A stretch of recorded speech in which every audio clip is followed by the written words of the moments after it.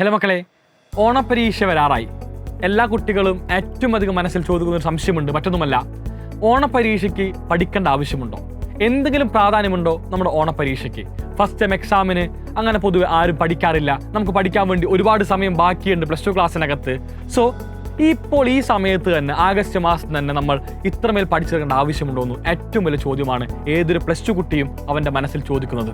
ഈ കാണുന്ന വീഡിയോയിൽ ഓണപ്പരീക്ഷയുടെ പ്രാധാന്യം എന്ത് എന്നാണ് ചെയ്യുന്നത്. എല്ലാവരും മുഴുവനായിട്ട് കാണുക. ഓണപ്പരീക്ഷ എന്ന് പറയുന്ന എക്സാമിനേഷന് അത്രമേൽ ഇമ്പോർട്ടൻസ് ഉണ്ട്. ഫസ്റ്റ് ടൈം എക്സാം എന്ന് പറയുമ്പോൾ നിങ്ങൾ ഒരിക്കലും ഒരു നിസാരമായിട്ട് കാണുന്ന പരീക്ഷയല്ല. എന്താണ് ഫസ്റ്റ് ടൈമിൻ്റെ ഇമ്പോർട്ടൻസ് എന്ന് കൃത്യമായിട്ട് നിങ്ങൾക്ക് ഈ കാണുന്ന വീഡിയോയിലൂടെ ഞാൻ പറഞ്ഞു തരുന്നുണ്ട്.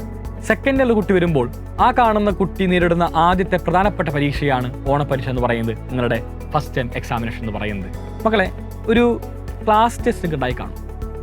ഒരു 10 മാർക്കിൻ്റെയോ ഒരു 20 മാർക്കിൻ്റെയോ ഒക്കെ തന്നെ എക്സാമിനേഷൻ ഉണ്ടായി കാണും. പക്ഷേ അത്തരത്തിൽ ചെറിയ എക്സാം മാത്രം എഴുതിയാൽ പോരാ. ഒരു കുട്ടി കൃത്യമായിട്ട് 60 മാർക്കിൻ്റെ പരീക്ഷ ഉണ്ടെങ്കിൽ 60 മാർക്കിൻ്റെ ഫുൾ ലെങ്ത് പേപ്പർ കൃത്യമായിട്ട് എഴുതി ശീലം വേണം. എന്നാലാണ് നമുക്ക് നമ്മുടെ മാർച്ച് മാസത്തിൽ വരുന്ന എക്സാമിനേഷൻ വളരെ സുഖകരമായിട്ട് ഇരിക്കുള്ളൂ. ഏറ്റവും ഒരു ഉദാഹരണം പറയാം. നിങ്ങൾ ആലോചിച്ച് നോക്കാം, 2 മണിക്കൂർ നിങ്ങൾ തുടർച്ചയായിട്ടിരുന്ന് പഠിക്കുന്നൊരവസ്ഥ. അങ്ങനെ പഠിക്കാൻ വേണ്ടി സാധിക്കാറുണ്ടോ? നമ്മൾ പഠിക്കുമ്പോൾ എന്താ ചെയ്യുക? കുറച്ചു നേരം പഠിക്കും, പിന്നെന്താ അപ്പുറത്ത് TV കാണും, ചായ കുടിക്കും, ഭക്ഷണം കഴിക്കും. അങ്ങനെ ഒരു ലാഘവത്തോടു കൂടിയാണ് ഏകദേശം എല്ലാവരും പഠിക്കാം. ത്രൂ ഔട്ട് ഒരു 2 hours പഠിക്കുക എന്ന് പറയുന്നത് അത്രമേൽ ഒരു ഈസിയായ കാര്യമല്ല, ഒരു ഹെർക്കുലൻ ടാസ്ക് തന്നെയാണ്. സോ നമ്മളെ ഇരുത്താൻ പഠിപ്പിക്കുന്നത് പോലും ഇത്തരത്തിലുള്ള പരീക്ഷകളാണ്. സോ ഫസ്റ്റ് ടൈം എക്സാം എന്ന് പറയുമ്പോൾ വളരെ കുറച്ച് സിലബസ് മാത്രം എന്ന് ഞാൻ പറയുന്നില്ല, എന്നാൽ തന്നെയും അത്യാവശ്യം പഠിക്കാനുള്ള, എന്നാലും ഒരുപാട് പഠിക്കാനില്ലാത്ത ഒരു പരീക്ഷയാണ്.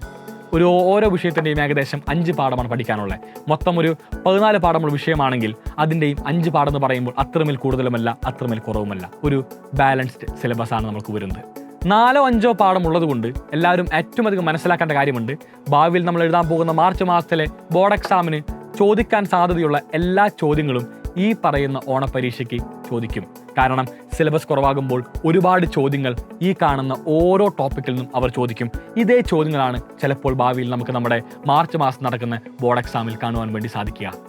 ഏറ്റവും ഒരു പ്രധാനം എന്ന് പറയുന്നത് മറ്റൊന്നുമല്ല, നമ്മുടെ ഈ കാണുന്ന 5 പാഠം പഠിച്ചു തീർക്കൽ തന്നെയാണ്.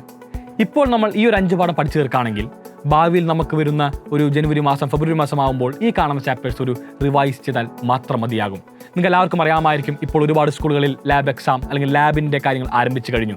ലാബ് എക്സാം നമുക്കൊരു ഫെബ്രുവരി മാസമാണ് ഉണ്ടാകാറെങ്കിലും ഇപ്പോൾ തന്നെ ലാബിൻ്റെ ഓരോ കാര്യങ്ങൾ ചെയ്യാൻ വേണ്ടി തുടങ്ങി കാണും. ലാബ് ചെയ്യണം, റെക്കോർഡ് ചെയ്യണം, റെക്കോർഡ് എഴുതണം. ഇതൊക്കെ തന്നെ അത്രമേലൊരു ഈസി അല്ലാത്ത കാര്യമായതുകൊണ്ടും ഒരുപാട് നമുക്ക് അതിനു വേണ്ടി സമയം ചെലവഴിക്കേണ്ട ആവശ്യമുള്ളത് കൊണ്ടും നമുക്ക് പഠനത്തിൽ അത്രമേൽ ശ്രദ്ധിക്കാൻ വേണ്ടി സാധിക്കില്ല. എല്ലാവരും പഠിക്കുക തന്നെ ആയിരിക്കും. പക്ഷേ ഏറ്റവും പ്രശ്നം എന്ന് പറയുമ്പോൾ കൺസെപ്റ്റ് പഠിക്കാനുള്ള സമയം ഇനി നമുക്ക് ഉണ്ടാവുകയില്ല. നമ്മളിനി ഫുൾ ടൈം ഇരുന്ന് ലാബും അതുപോലെ തന്നെ റെക്കോർഡ് എഴുതലും അതിലേക്ക് മാറുമ്പോൾ കൺസെപ്റ്റ് നമുക്ക് എന്താണ് പഠിക്കാനുള്ള സമയം വളരെ കുറവായിരിക്കും. ഈ 5 പാഠത്തിൻ്റെ കൺസെപ്റ്റ് നമ്മൾ ഇപ്പോൾ പഠിച്ചു തീർക്കുകയാണെങ്കിൽ ഭാവിയിൽ നമുക്ക് ബാക്കിയുള്ള പാഠത്തിൻ്റെ കൺസെപ്റ്റ് പഠിക്കാൻ വേണ്ടി അത്രമേലധികം സമയം ആവശ്യം വരില്ല. നമുക്ക് വളരെ സുഖമായിട്ട് നമ്മുടെ ലാബും സുഖമായിട്ട് നമ്മുടെ റെക്കോർഡും എല്ലാം തന്നെ കംപ്ലീറ്റ് ചെയ്യാൻ വേണ്ടി സാധിക്കും. എല്ലാവരും മനസ്സിലാക്കേണ്ട കാര്യം ഇതാണ് ഓണപ്പരീക്ഷയുടെ ഏറ്റവും അധികം ഇമ്പോർട്ടൻസ് കൂട്ടാനുള്ള കാരണം.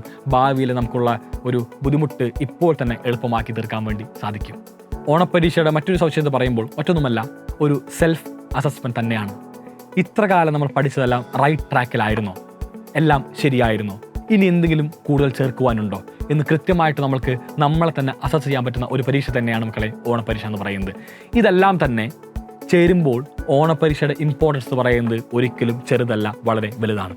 പലവരും പറഞ്ഞു കാണുന്നവരുടെ അടുത്ത് ഓണപ്പരീക്ഷ അത്രമേൽ സീരിയസ് ആക്കണ്ട, ലാഘവത്തോട് കണ്ടാൽ മാത്രം മതി. സെൽഫ് അസസ്മെൻ്റ് ആയിക്കോട്ടെ, ഈ കാണുന്ന 5 പാഠം ഇപ്പോൾ തന്നെ അതിഗംഭീരമായിട്ട് പഠിച്ചു തീർക്കുന്നതായിക്കോട്ടെ, നമുക്കെല്ലാം തന്നെ ഭാവിയിൽ അത്രമേൽ ഉപകാരമുള്ള കാര്യമായിരിക്കും.